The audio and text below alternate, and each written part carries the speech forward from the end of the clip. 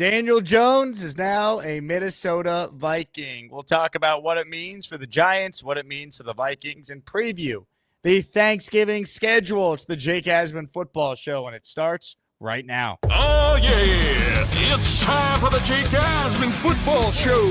Brought to you by BetUS. Expert betting odds and fantasy stats. So let's get into some NFL football. Brought to you by our friends at BetUS. So get your questions ready. Here's your host, Jake Asman. Here we go, doing the second Jake Asman Football Show of the week a few days early because, of course, it is Thanksgiving Eve. Happy Thanksgiving to everyone who takes time to watch the show every week. Happy Thanksgiving to everyone who tunes in and hopefully uses BetUS as their go-to sportsbook, baby. We'll make our picks. Cole Thompson's going to join us in a moment, but a reminder, BetUS is our presenting sponsor, and they're offering right now a 150% sign-up bonus on your first deposit and a 125% bonus with your second and third deposits. Joining us right now in his weekly spot on the show is Cole Thompson. Cole, congrats to you. Another winning week, 2-1, back-to-back winning weeks. All of a sudden, we got a real race in our season-long pick'em competition. See, here's the deal, Jake. I want you to feel a little bit of joy, a little bit of optimism. I want you to have that glimmer of hope in the back of your heart that would have said, hey, maybe I can beat up on Cole and actually be the most complete version of myself. Only for me to take all that joy, bundle it up, and turn you into the purest Jet fan of all time with disgust, with hatred, with nothing more than just an offseason to look forward to of optimism and success as you go down. This is where my reign of terror begins. This is where I take over as the new king of the NFL. Ladies and gentlemen, Cole Thompson, very cocky off a couple winning weeks. The overall standings, though, do read as followed. 19-14. That's my record. Cole, 18-15. We'll make our picks at the end of the show. I'm actually going to be picking at least one of the games tomorrow. Before we get into some of the games tomorrow, let's talk about the news of the day in the NFL. Daniel Jones, he has a new home. He's signing a deal with the Minnesota Vikings. And look, from a Daniel Jones perspective, I think this makes a lot of sense. He gets to join an organization that has done wonders with a guy like Sam Darnold, who's kind of similar to Daniel Jones, right? Showed some talent, showed some flashes, but couldn't put it together in New York. Darnold bounced around to a couple spots before seemingly finding a home this year in Minnesota. But Kevin O'Connell is a quarterback guru. I mean, we saw it last year with Josh Dobbs when he didn't even know the plays, and O'Connell was telling him basically where to throw the football on his helmet. The guy knows how to coach quarterbacks. He's a former quarterback himself. If Daniel Jones can go there and learn something from that offensive staff and specifically O'Connell, it's worth it for him as he tries to basically rehabilitate his career going forward. The other thing that's really important here is that now Minnesota has a great contingency plan as its backup quarterback, just in case of anything. In today's NFL, you and I know this as well as possible, Jake, you have to feel good about where your team is on both sides of the football and with your depth. This is a great depth piece for Minnesota when it comes to quarterback and a great insurance plan for a guy in Sam Darnold. If he starts to struggle, you maybe are willing to move off of Darnold in favor of Daniel Jones. If he gets injured, your pathway to making it to the NFC Championship and maybe even the Super Bowl is still alive and well. They're sitting at 9-2. They're a victory away from double digits this year. They feel like a team that's going to be in the playoff. What you don't want to see is your team take that step back because of either regression with your quarterback, whether an injury to your quarterback, and now you're turning into a Nick Mullins-esque type player to have to come on in and be QB1. Daniel Jones has shown you at times what flashes are successful. And keep in mind, Kevin O'Connell knows what works for Daniel Jones because the best game of Daniel Jones' career came in the playoffs against Kevin O'Connell's Minnesota Vikings. So sometimes if you can't beat them, you join them. I love the version of this. I think it's a great fit for a team like Minnesota just for an insurance policy. More importantly, you're going into a winning culture. You're going into what it means to be in these type of playoff postseason pushes. You also get to be around a quarterback whisperer that is going to elevate your status. If there's one thing that we can take away, having a guy like Kevin O'Connell in your corner to then go to the next team in the offseason and say, this is why you need to sign him is a blessing in disguise for number 8. Reminds me of Baker Mayfield going to the Rams a few years ago. Yeah. Played well. Remember he started that Thursday night game on like a day and a half of like, you know, being on the roster, and he won. He played well, and McVay did a nice job rehabilitating Baker's image, and Baker signed with Tampa with a chance to compete for a job, and he's been their guy now the last couple of years and got a nice contract last season. I don't know if I necessarily see that happening for Daniel Jones, but he's a really likable guy, handles himself the right way. He does have the physical traits that you look for. So I don't know if he's ever going to be a franchise quarterback for someone, but if he wants to, he'll have a very long career in this league as a backup making millions of dollars. The other thing that's really important here, Jake, is that there's going to be teams that still see a vision, even in one game if he is to play. Well, here's what we can do to build our offense around him. Here's what we can do to bring in a rookie behind him, sit for a few years, because we know that we're in a rebuilding process. We feel really confident. It's a good move all the way around because of when the positives are there for Daniel Jones, it is like he is able to be a serviceable quarterback. Never going to be in that top 15 range. Never going to be probably in that top 20 range. But you want a guy that has been a veteran, a starter, is really likable. You can put him in certain plays. The Cleveland Browns are a perfect example of this right now. Even though they don't feel like Jameis Winston is their long-term answer, at least he's getting the vibes going. At least you know that you're going to see a more proactive offense. You're going to at least see positivity in that fringe starting mentality. Get that for Daniel Jones. And if more importantly, he's able to show you growth. He's able to limit the turnovers. Even in a limited capacity, one game as a starter, I think that might be enough to where one franchise this offseason that's looking to bring in a veteran, looking to draft a rookie, says, we really like what Daniel Jones has. He can be that stopgap guy for 1 year. As far as the Giants are concerned, they're concerned to trying to get the top pick in the draft, and who knows if their current GM and head coach will be around to make that pick. But they play tomorrow, and the news for them is Tommy DeVito is not going to start. He's too banged up. He got his ass whooped by that Bucs defense on Sunday, short week, not going to be ready to play. So we're looking at Drew Lock starting on Thanksgiving tomorrow, and Cooper Rush will remain, I believe, the Cowboys quarterback. So you got Drew Lock versus Cooper Rush on Turkey Day tomorrow, Cole. Let me tell you something, Jake. Let me tell you something, everybody. You get what you deserve, New York. You 100% do. The fact that that's how you want to go out with Daniel Jones is already infuriating enough. But then you say, oh, Drew Lock, no, we're not going to start him because if we do, we might actually win a game or two. And then that might kick us out of the entire race for the number 1 overall pick. You get what you deserve. You find yourself in this situation all the time of mediocrity, refusing to make the necessary adjustments. You're having conversations about keeping Joe Shane, but letting go of Brian Dable. It makes no sense. And now you're saying to yourself, well, we have to start Drew Lock because of Tommy Cutlets is hurt. This is going to be the most mediocre football game of all football games, and it pains me because as somebody that loves college football, I at least get to have the emphasis of turning on a college game versus an NFL game in the afternoon and evening slate. I don't get that luxury anymore. So now I have to watch crap football be played against crap football and make it have it on my television screen. You want to know what?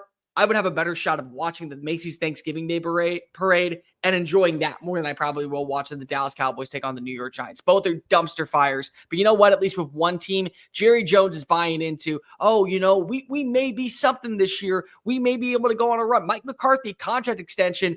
The other team, you have no idea what you're doing. You sent Daniel Jones packing because if you knew that it was no longer a good fit and that he didn't want to pay the insurance policy.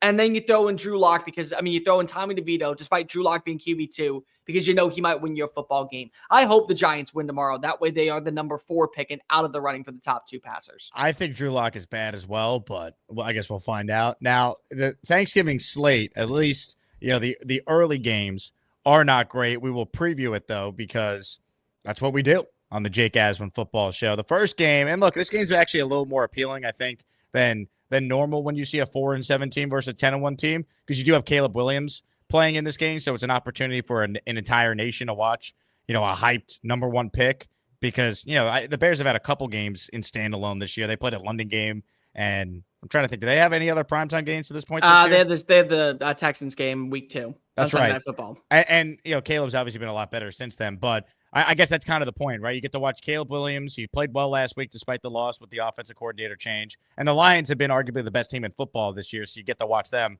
up close. Remember the days the Lions were always brutal and you never wanted to watch them on Thanksgiving? Now it's the team they're playing that you don't want to watch. But the Lions are legit, so I am excited about this game, Cole. I don't know if this is one of your picks or not. It's not one of mine. It's a big number, though. If you look at BetUS right now, Lions are a 9.5-point favorite. It's a lot of points, but the way they played, I don't know how you could bet Chicago. The problem is that you look at Caleb Williams and you say, okay, well, he only has 2 touchdowns in his last 3 games. That doesn't mean he is the problem. He is far from it, actually. And Thomas Brown was the new offensive coordinator, and him seem to be on the same page. He's not making mental mistakes. He hasn't had a turnover in the last 4 games. So that's a positive. There is the relationship that also you throw in with DJ Moore, the relationship with Roma Dunze. I think it could be a good overall matchup in 1v1 simply because of there is a missing link for Detroit's front 7 in the pass rushing department. And so I do feel like at that moment, maybe you are going to see Chicago keep this thing interesting for a half. The problem is that you have what they are now saying, Knuckles and Sonic on the opposing sidelines, and David Montgomery and Jahmyr Gibbs. The 2 of them are just a perfect complement. They are biscuits and gravy. They are steak and mashed potatoes. They are an ideal conversation as everything that you want, perfectly balanced. One is power, one is speed, both great in pass protection, both great in the passing game, both willing to be that X factor force. They're going behind one of the best offensive lines in the NFL, which is actually really funny. When you look at the Pro Football Focus grading, Philadelphia has the highest pass blocking grade, but Detroit has the number 1 run blocking grade. And it's been emphasis because of both of these running backs have a shot of going for over 800 rushing yards this year. I think that one of the weak points is the middle linebacker in the open space for Chicago. As much as I do think that there is a conversation of where Chicago keeps this interesting, we've watched as Detroit has beaten 3 big lines this year and dominated against teams. They dominated against Jacksonville. They dominated against the Dallas Cowboys. They dominated last week too. They covered every single spread. It may feel big, but the one team that I trust to actually get the job done is Detroit, because Dan Campbell, he's going through your throat. He said in that press conference when he got hired, we're going to come up and bite you on the kneecap.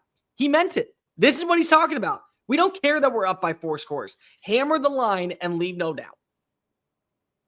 Ladies and gentlemen, he is Cole Thompson. My name is Jake Asman. Other Thanksgiving Day games, we already hit on Giants, Cowboys. I mean, 2 bad teams. You don't need to spend a ton of time on that. But the last game is intriguing because Miami all of a sudden is back in the mix in the AFC wild card. They've won 3 in a row, but they haven't beaten anyone really good. Now they go into Lambeau playing the Packers. It's going to be freezing at kickoff. I'm seeing 28 degrees, but with the wind chill, it's probably even lower than that up in Lambeau.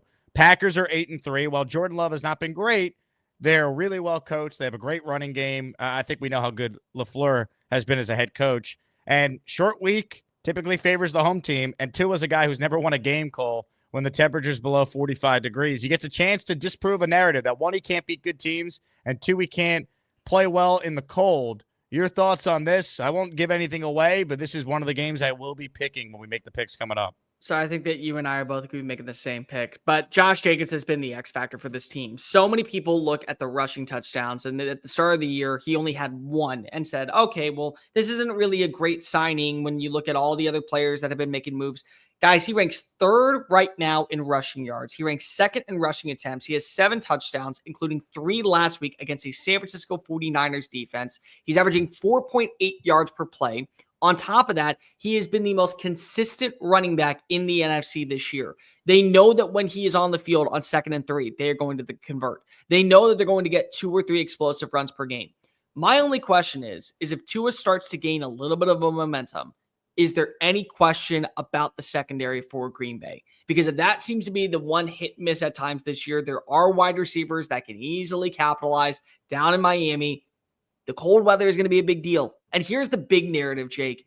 We have to start realizing that Miami is a team that can win a Super Bowl. I really do. I do believe that with a guy like Tua Tagovailoa, they have an emphasis on being able to win a Super Bowl.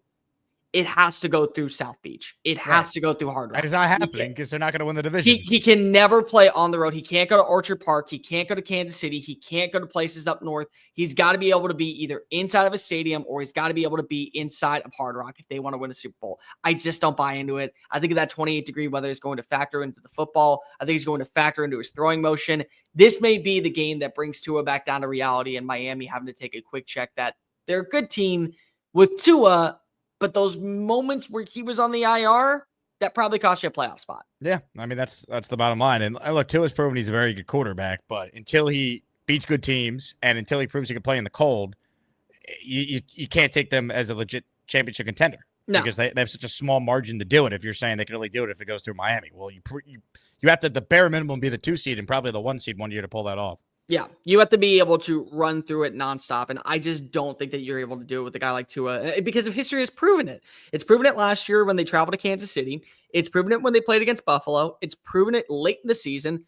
The one emphasis I will say is if somehow you get to play inside of a dome stadium, that might benefit you. Like if the Texans were to somehow be the 4 seed and Miami goes on this epic run and they're the 5 seed, they can win a playoff game out at NRG Stadium. But then you have to go play at Highmark Stadium, and it's like, oh, okay, well, what's the line? 10.5 in favor of Buffalo? Easily hammering that. Ladies and gentlemen, it is time for our picks. Cole, I think both of us have already kind of revealed one of them.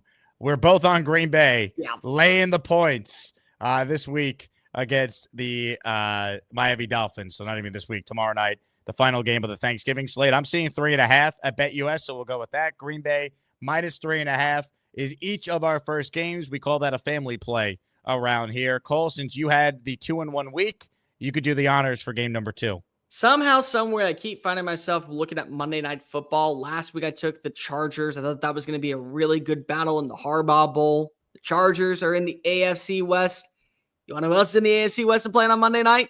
The Denver Broncos. They are one of the hottest teams in the NFL right now. So is Cleveland now with you having a guy in Jameis Winston getting the vibes back to the land at Huntington Bank Stadium. But this is going to be at Mile High. I do think that this defense is vastly underrated. I don't think we're talking enough about how we have seen Vance Joseph's unit kind of turn the corner. They're top 5 in sacks. They're top 5 in passing yards allowed. They're one of the best third down defenses in the NFL. And the more confidence that Bo Nix continues to get, the more dangerous this Broncos offense can be. I'm taking the minus 5.5. I think that Denver is legit. I think that they are in the running to be a playoff team. I think they're in the running to be a playoff winner, winning multiple games in route to potentially even an AFC Championship appearance. Ladies and gentlemen, game number 2 for me is also on Turkey Day tomorrow night. Give me the Cowboys. They're due to win a home game. Are they really going to go 0-6 at home like the Giants are 0-6 at home? No way. Line's down to 3.5. If it was 4.5 like it was a couple days ago, I'd be a little more worried. Look, it's a divisional game. 2 bad teams. I get it. So maybe you say, oh, I'll take the points. As someone who's watched way more Giants games than most because I have to for the line of work I'm in, they look like a team that's completely quit. Dallas is coming in off a nice win. I think they will view tomorrow like it's their Super Bowl because it is Thanksgiving. It's a tradition. Everyone's going to be, watching them. I think Dallas wins an ugly game, but they do cover the 3.5. So Cowboys laying 3.5. Cole, game number 2 for me. You're disgusting. You really are. You know what? The Cowboys don't deserve anything but love and appreciate. No, you know what? Actually, screw that. No, the Giants don't. The Giants deserve to win this game because they deserve to not get the number 1 overall pick. I'm not sick enough to touch this, however. You know what I am sick enough to touch? The fact that Philadelphia is a +3 road underdog against the Baltimore Ravens. I'm sorry. Have we watched these two teams play? Philadelphia has one of the best offensive lines in the NFL despite no longer having Jason Kelce. They have a all-pro running back and probably one of 2 guys currently at the position that will be in the Hall of Fame in Saquon Barkley. He just proved on the road last week out in Los Angeles how dominant he was, and that single-handedly should be a fireable offense for Joe Shane if I am John Mara, because of the fact that you let him walk over to your rival, and now he is playing the best version of football all year.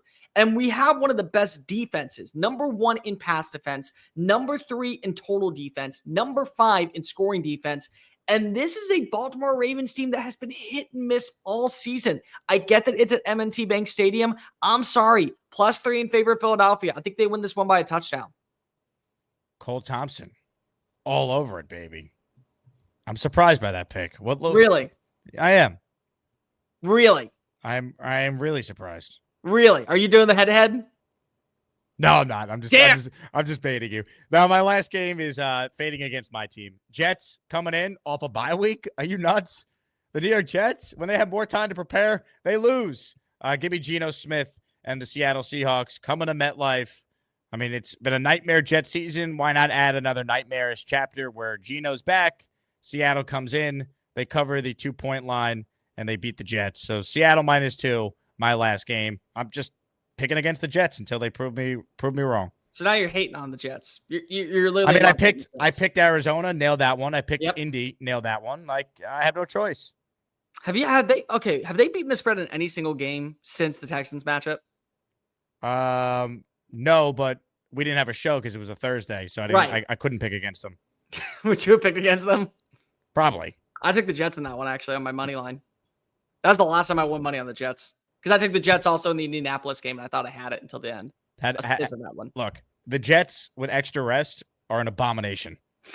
Now they're an extra rest team with an interim head coach. I'm just expecting bad. So give me Seattle. Maybe it's a close game, but Seattle finds a way to get it done. Yep.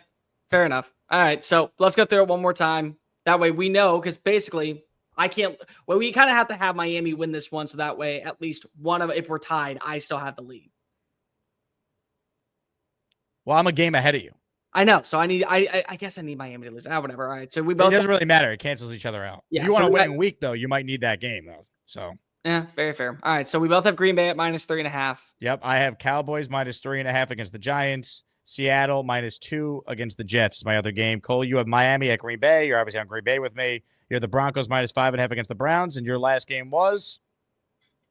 Philadelphia +3 over Baltimore. Eagles points against the Ravens. Fly, Eagles, fly in the battle of two birds. How about that? Absolutely.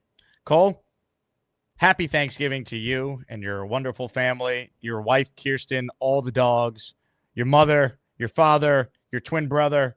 I know them all well. In fact, I've done Thanksgiving with you multiple times over the years. Yes, you have. So it won't be the same tomorrow, but I'm glad we still got to do this anyway. It would be very sad, but thank you to all who pay attention to what we do here to make our jobs more enjoyable. Thank you for tuning in every single week.